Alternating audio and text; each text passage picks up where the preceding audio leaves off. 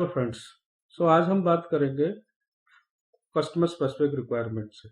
Clause number 4.32 के अंदर जो रिक्वायरमेंट आईएटीएफ ने डिफाइन की है, कस्टमर स्पेसिफिक रिक्वायरमेंट का मतलब ये है कि कस्टमर या तो आईएटीएफ की रिक्वायरमेंट को एक्सीड कर दे, मतलब उसके उस रिक्वायरमेंट को और बढ़ा दे, या उसको डीग्रेड कर दे, मतलब उस कस्टमर जो आईएटीएफ की रिक्वायरमेंट है उस रिक्वायरमेंट के ऊपर कोई वेवर दे दे। कस्टमर स्पेसिफिक रिक्वायरमेंट का मतलब स्पेसिफिक टू आईएटीएफ क्लॉज और स्पेसिफिक टू आईएटीएफ रिक्वायरमेंट। उस आईएटीएफ की रिक्वायरमेंट को या तो उस रिक्वायरमेंट से कुछ एक्स्ट्रा मांग ले या उस रिक्वायरमेंट के अंदर कुछ वेवर दे दे। बाकी सारी रिक्वायरमेंट्स कस्टमर रिक्वायरमेंट में आती हैं।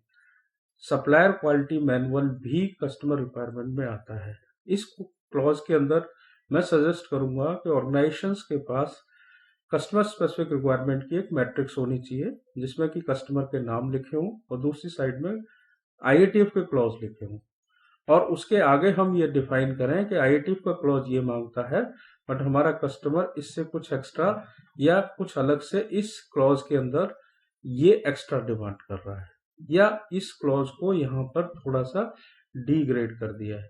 लाइक एग्जाम्पल के तौर पे हम बात करें तो आईएटीएफ बोलता है कि हमारे सप्लाई सारे ISO 9001 सर्टिफाइड होने चाहिए मिनिमम, बट अगर कस्टमर हमें वेवर दे देता है कि स्मॉल स्केल सप्लायर्स ISO 9000 ना हो तब भी मुझे एक्सेप्टेबल है, तो ये कस्टमर स्पेसिफिक रिक्वायरमेंट होगी, बट वहां पर वो कस्टमर क्लॉज भी स्पेसिफाइड कर देता है। हमारे पूरे क्वालिटी मैनेजमेंट सिस्टम को कस्टमर को सेंट्रिसिटी में ध्यान में रख करके, सेंटर में ध्यान में रख करके सारी एक्टिविटी, सारे प्रोसेस को डिफाइन करना है। पूरे क्वालिटी मैनेजमेंट सिस्टम में जहां पर भी एप्लीकेबल कस्टमर स्पेसिफिक रिक्वायरमेंट्स है उसको हम एड्रेस करें, और अपने स्कोप के अंदर भी हम कस्टमर की स्पेसिफिक रिक्वायरमेंट को कैप्चर करें। लाइक कस्टमर कहता है कि you are the design responsible for this part, हमें अपना स्कोप में डिजाइन एंड मैन्युफैक्चरिंग को, फिर डिजाइन को हमें ऐड करना होगा।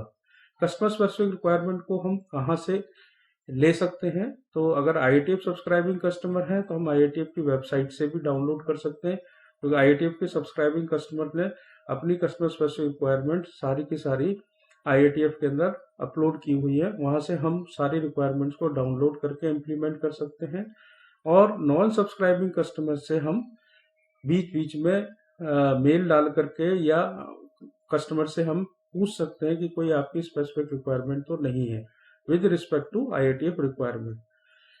अगर हमारे को कस्टमर ने सप्लायर क्वालिटी मैनुअल दिया है या कुछ और तरीके से हमें कस्टमर ने अपनी रिक्वायरमेंट्स को डिफाइन किया है तो हम उसको पढ़ करके और अपनी मैट्रिक्स में एड्रेस कर। Now we are talking about the quality management system and its processes. Process के ऊपर भी मैंने एक अलग से वीडियो दिया है, आप उसको रेफर कर सकते हैं, बट मैं यहाँ पर भी आपको क्लैरिफाई करूंगा।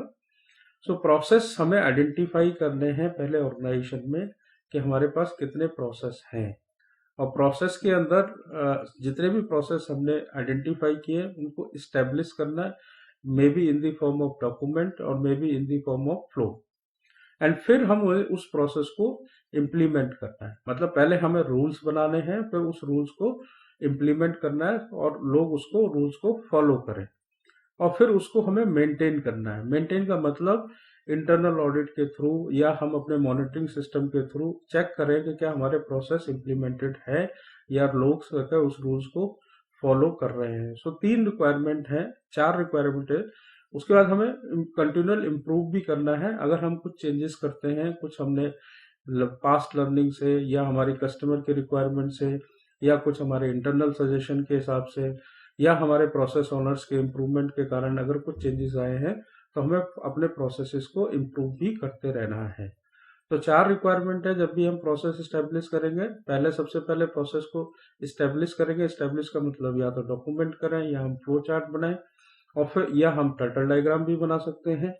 उसके बाद हम वो जो रूल्स हमने बनाए हैं उसको फिर हमें इम्प्लीमेंट करना है। इम्प्लीमेंट करने के बाद हमें उसे मॉनिटर करना है, और मॉनिटर करने के बाद अगर उसके अंदर कुछ चेंजेस है तो उस इम्प्रूवमेंट या उस चेंजेस को हमने दोबारा से उसको अपडेट भी करना है। सो जब भी हम प्रोसेस को स्टेब्लिश करेंगे या उसको हम लिखेंगे, सो हमें क्या क्या ध्यान देना है चीजों में, पूरे क्लॉज के अंदर एक टर्टल डायग्राम को ही एक्सप्लेन किया है। सो हमें प्रोसेस में सबसे पहले आइडेंटिफाई करना है या डिटरमाइन करना है उसकी इनपुट्स, कि उसकी इनपुट्स क्या रहेंगी। लाइक अगर मैन्युफैक्चरिंग प्रोसेस में बात करें तो control plan, raw material, work instructions, so ये इनपुट हो सकती है उस प्रोसेस की। और आउटपुट के अंदर जो ओके प्रोडक्ट निकलना है, तो जो भी हम अंदर प्रोसेस करेंगे, जितने भी हमने अपने प्रोसेसेस आइडेंटिफाई किए हैं उनको सबको टर्टल फॉर्म में या हमें प्रोसीजर की फॉर्म में, जिस फॉर्म में भी, या प्रोसेस फ्लो की फॉर्म में उसको पहले एस्टेब्लिश करना है। और जितने भी प्रोसेसेस हमने डिफाइन आइडेंटिफाई किए हैं उन सबका सीक्वेंस आइडेंटिफाई करना है कि किस प्रोसेस का आउटपुट किस प्रोसेस के इनपुट को जाना है और कौन सा प्रोसेस किसके साथ इंटरेक्ट कर रहा है। तो सीक्वेंशियल इंटरेक्शन को भी हमें डिफाइन करना है अपने क्वालिटी मैनेजमेंट सिस्टम के अंदर। उसके बाद हम कौन से मेथड से उस ऑपरेशन को या उस प्रोसेस को मेथड अडॉप्ट करेंगे। सो मेथड के अंदर हो सकता है कोई प्रोसीजर्स हो, वर्क इंस्ट्रक्शंस हो, और वहीं पर हमें डिफाइन करना है कि उस प्रोसेस को हम कंट्रोल कैसे करेंगे।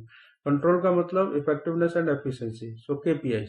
सो उस प्रोसेस के क्या ऑब्जेक्टिव्स रहेंगे इफेक्टिवनेस से रिलेटेड और एफिशिएंसी से रिलेटेड। हमें उसी प्रोसेस में रिसोर्स भी आइडेंटिफाई करने हैं कि हमें उस प्रोसेस को करने के लिए कौन कौन से रिसोर्स चाहिए और उसकी अवेलेबिलिटी भी इंश्योर करनी है कि वो अवेलेबल भी हो। और उसी प्रोसेस के सेंटर में जहाँ पे हम टर्टल डायग्राम में भी लिखते हैं, उसी प्रोसेस में हमने ये भी डिफाइन करना है कि इस पूरे प्रोसेस का रिस्पॉन्सिबल और अथॉरिटी किसके पास है। रिस्पॉन्सिबल मीन्स कौन इस प्रोसेस को इम्प्लीमेंट करेगा और कौन इसको मॉनिटर करेगा, और अथॉरिटी मीन्स उस प्रोसेस के या उस रूल्स को कौन चेंज कर सकता है। सो चेंजिंग अथॉरिटी किसके पास। रिस्क एंड अपॉर्चुनिटीज को भी यहाँ पे हमें आइडेंटिफाई एड्रेस करना है। जब भी अगर कोई चेंज होगा रिस्क के अंदर या हमें कोई अपॉर्चुनिटी मिलती है तो हमें उसको उसके अंदर डिफाइन करना है। So conformance of product and process, इसके बारे में हम बात करेंगे। सो हमें अपना जो प्रोडक्ट हम बना रहे हैं या जिस भी प्रोसेस से हम प्रोडक्ट को बना रहे हैं, वो प्रोडक्ट और वो प्रोसेस क्या हमारे स्पेसिफिकेशन को मीट कर रहा है। कन्फर्मेंस का मतलब कि जो हमारा स्पेसिफिकेशन है या जो हमारे इंटेंडेड रिजल्ट की रिक्वायरमेंट है, जो हम उससे चाहते हैं, क्या वो अचीव हो रहे हैं। और उसके अंदर हमें ये इंश्योर करना है, मतलब ये ध्यान रखना है कि उससे रिलेटेड अगर कोई कस्टमर की रिक्वायरमेंट है या कोई लीगल की रिक्वायरमेंट है। लीगल की रिक्वायरमेंट भी दो तरीके से हो सकती है, एक स्टैट्यूटरी और एक रेगुलेटरी।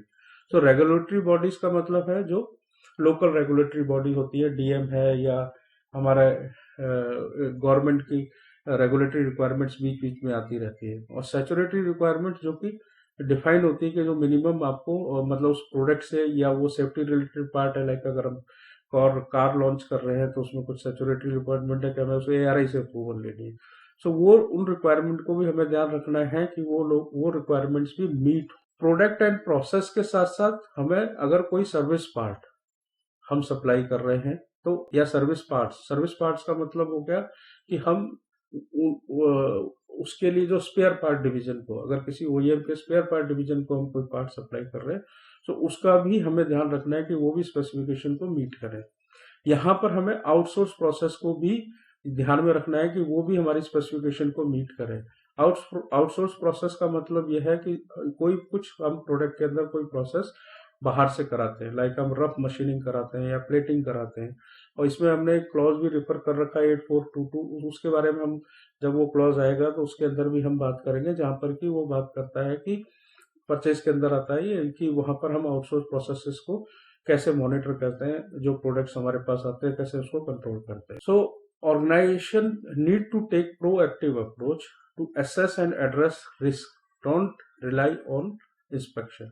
तो हमें खाली कंट्रोल ऑफ प्रोडक्ट और प्रोसेस नहीं करना है, मतलब खाली ये नहीं कि बार बार हम चेक करें प्रोडक्ट को या प्रोसेस को। हमें प्रोएक्टिवली या प्रिवेंशन मेथड को ध्यान में रखकर रिस्क को एड्रेस करके हम एफएमईए में प्रोएक्टिव उपाय या एरर प्रूफिंग इम्प्लीमेंट करके भी को भी ध्यान में रख करके हमें ध्यान रखना। Now we will talk about the product safety. Product safety का मतलब जो प्रोडक्ट सेफ्टी के रिलेटेड है, मतलब जो प्रोडक्ट अगर ओईएम व्हीकल के अंदर या किसी कार या स्कूटर या मोटरसाइकिल के अंदर जो सेफ्टी को इम्पैक्ट कर सकते हैं, लाइक सेफ्टी पार्ट्स है, टायर हो गया, मिरर हो गया, तो जिनके कारण कंज्यूमर है या जिसके जो ऑनर ऑफ व्हीकल है उसको कोई सेफ्टी रिलेटेड कोई इम्पैक्ट ना आ जाए, मतलब उसका कोई मैन्युफैक्चरिंग के कारण कोई सेफ्टी का इशू ना आ जाए। हमने जो आईएटीएफ ये बनाया गया है इसका मेन पर्पस यही है कि मैन्युफैक्चरिंग डिफेक्ट के कारण कोई मेजर एक्सीडेंट या सेफ्टी रिलेटेड इशू ना आए एंड कंज्यूमर को। सो ये मेन ऑब्जेक्टिव है आईएटीएफ का, ये भी एक मेन ऑब्जेक्टिव है। जब भी हम प्रोडक्ट सेफ्टी के पार्ट को अगर हम बना रहे हैं या मैन्युफैक्चरिंग कर रहे हैं, अब यहाँ पर हम खाली फोकस प्रोडक्ट को ही नहीं करेंगे, हम यहाँ फोकस प्रोसेस को भी करेंगे। तो कुछ मैन्युफैक्चरिंग प्रोसेस होते हैं जो सेफ्टी रिलेटेड होते हैं, जिसका इम्पैक्ट ऑपरेटर भी पर भी आ सकता है, और उस प्रोसेस से अगर हम प्रोडक्ट को बना रहे हैं तो प्रोडक्ट पे भी आ सकता है, जिसे हम स्पेशल प्रोसेस भी कहते हैं आईएसओ में, लाइक वेल्डिंग प्रोसेस। तो वेल्डिंग को हम चेक करने के लिए हमें प्रोडक्ट को तोड़ना पड़ेगा, मतलब प्रोडक्ट खत्म हो जाएगा। सो इसलिए उसके अंदर उस प्रोसेस को हम सेफ्टी रिलेटेड प्रोसेस कहते हैं, क्योंकि हमें प्रोसेस को कंट्रोल करके ही हमें प्रोडक्ट ओके मिलेगा। हम प्रोडक्ट को बार बार चेक नहीं कर सकते। तो वेल्डिंग के केस में अगर हम प्रोडक्ट को चेक करेंगे तो प्रोडक्ट खत्म हो जाएगा। तो इसलिए उसको हम मैन्युफैक्चरिंग प्रोसेस वो भी आइडेंटिफाई करने हैं कि हमारे कौन से सेफ्टी रिलेटेड प्रोसेस है और कौन से सेफ्टी रिलेटेड हमारे प्रोडक्ट्स हैं। प्रोडक्ट्स में मे भी कुछ पार्ट्स जो इंजन के अंदर जा रहे हैं या ट्रांसमिशन में जा रहे हैं, सो वो हमें कौन डिफाइन करता है, या तो लीगल रिक्वायरमेंट्स होती है लाइक मिरर, सो जहां पर मोटर एक्ट के अंदर भी डिफाइन है कि कौन से पार्ट्स सेफ्टी रिलेटेड है, या हमें कस्टमर नोटिफाई करता है कि ये पार्ट है मेरा सेफ्टी से रिलेटेड है, या हमें डिजाइन से मालूम चलता है, जब हम डिजाइन एफएमई करते हैं तो हमें मालूम चलता है कि इसका इम्पैक्ट सेफ्टी पे आ सकता है, तो हम वहीं पर डिफाइन कर देते हैं स्पेशल कैरेक्टरिस्टिक की फॉर्म में या क्रिटिकल कैरेक्टरिस्टिक की फॉर्म में कि ये कैरेक्टरिस्टिक या ये प्रोडक्ट मेरा, अगर हम पूरे कार का डीएफएमई कर रहे हैं तो उसके अंदर हम प्रोडक्ट को निकाल देंगे कि ये प्रोडक्ट मेरे सेफ्टी से रिलेटेड है, और अगर हम किसी पार्ट का कर रहे हैं डीएफएमई तो उसमें से कैरेक्टरिस्टिक्स निकल आएगी। सो नेक्स्ट जो 4 नंबर है उसके अंदर identification of product safety related characteristics. Characteristic का मतलब वही है कि कुछ लोग स्पेशल कैरेक्टरिस्टिक्स कहते हैं, कुछ क्रिटिकल कैरेक्टरिस्टिक्स कहते हैं, जो पैरामीटर या जो भी डायमेंशन डायरेक्टली इम्पैक्ट करती है सेफ्टी के ऊपर, उसको हम आइडेंटिफाई कर देते हैं। और जो स्पेशल कैरेक्टरिस्टिक्स हमने आइडेंटिफाई किए हैं उसको हम कंट्रोल कैसे कर रहे हैं, ये भी हमें यहाँ पे डिफाइन करना है ड्यूरिंग मैन्युफैक्चरिंग, जब हम बना रहे हैं उस वक्त भी, और उसको उससे रिलेटेड उनको सबको एड्रेस करना है हमें कंट्रोल प्लान में और प्रोसेस एफएमई में। आईआईटीएफ में 3 document is very important. Process flow diagram, जहाँ कैसे कैसे हमारा प्रोसेस फ्लो चल रहा है, कैसे कैसे हम ऑपरेशन करेंगे, first operation, second operation, third operation, या पहले मशीनिंग करेंगे, फिर हम प्लेटिंग करेंगे, फिर हम उसके ऊपर पाउडर कोटिंग करनी है तो पाउडर कोटिंग करेंगे, एंड फाइनल इंस्पेक्शन, पीडीआई। सो वो प्रोसेस फ्लो है कि हम किस सीक्वेंस में हम प्रोडक्ट को बनाएंगे। So process flow diagram, then उसके बाद एफएमई करेंगे किस किस कैरेक्टरिस्टिक के हिसाब से या प्रोसेस के हिसाब से, कौन कौन सी स्पेशल कैरेक्टरिस्टिक या कौन कौन से हमारे क्रिटिकल कैरेक्टरिस्टिक्स है, या कौन कौन से पैरामीटर जिसका इम्पैक्ट बहुत ज्यादा है और उसके ऊपर हम कंट्रोल क्या रखेंगे, जिसे हम रिस्क एनालिसिस भी कहते हैं। वो प्रोसेस एफएमई में जो हम कंट्रोल निकाल के आएंगे, जो भी हम एरर प्रूफिंग निकाल के आएंगे, वो सब की सब हमें फिर कंट्रोल प्लान में डिफाइन करनी है कि हम उसको कंट्रोल कैसे करेंगे ड्यूरिंग मैन्युफैक्चरिंग। हमारा कंट्रोल मेथड क्या होगा, हम सेटअप अप्रूवल करेंगे, इन प्रोसेस करेंगे, या एरर प्रूफिंग से करेंगे, या हमारा प्रिवेंशन कंट्रोल है। सो उन सबको हमें कंट्रोल प्लान और प्रोसेस एफएमई तक लेकर के जाना है। Reaction plan is very important. मैं यहाँ थोड़ा सा एक्सप्लेन करना चाहूंगा। सब कुछ ठीक चल रहा है तो बहुत अच्छी बात है, लेकिन हमें ये ध्यान विशेष देना है कि अगर कुछ गलत हो जाता है, लाइक कोई डायमेंशन 8 ± 0.2 है, अगर वो सही बन रही है तो अच्छी बात है, लेकिन अगर वो हायर और लोअर, मतलब ओवर साइज और अंडर साइज आ जाती है, तो उस वक्त क्या करना है, उस वक्त ऑपरेटर ने क्या करना है, इंजीनियर ने क्या करना है, तो वो भी हमें रिएक्शन प्लान जरूर डिफाइन करना है। अपने कंट्रोल प्लान में भी कर सकते हैं और हम कोई एक मैट्रिक्स भी बना सकते हैं।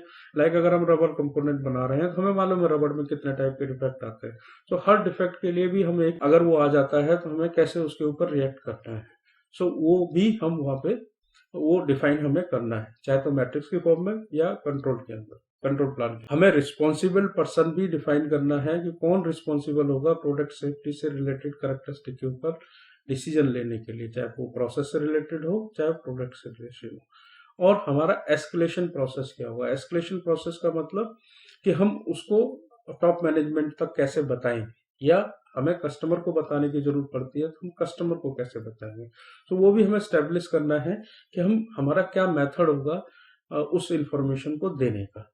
और प्रोडक्ट सेफ्टी से रिलेटेड अगर कोई भी पार्ट है या प्रोसेस है तो हमें उससे रिलेटेड ट्रेनिंग भी आइडेंटिफाई करनी है कि कौन कौन सी ट्रेनिंग हमें देनी है, और वो थ्रू आउट दी ऑर्गेनाइजेशन देनी है। जो भी उस प्रोडक्ट को या उस प्रोसेस को हैंडल कर रहे हैं उन सबको हमें वो ट्रेनिंग, प्रोडक्ट और प्रोसेस के अंदर अगर कुछ भी चेंज होता है, कुछ भी होता है, कोई चेंज होता है या उससे रिलेटेड कितने भी डॉक्यूमेंट बनाने हैं, तो कोशिश करें कि उसकी अप्रूवल या तो कस्टमर से ले, या हमारा एक डिफाइंड प्रोसेस होना चाहिए कि हम इंटरनल प्रोसेस से कैसे अप्रूवल लेंगे। So thank you for watching. We will discuss tomorrow the clause number 5, leadership. Thank you.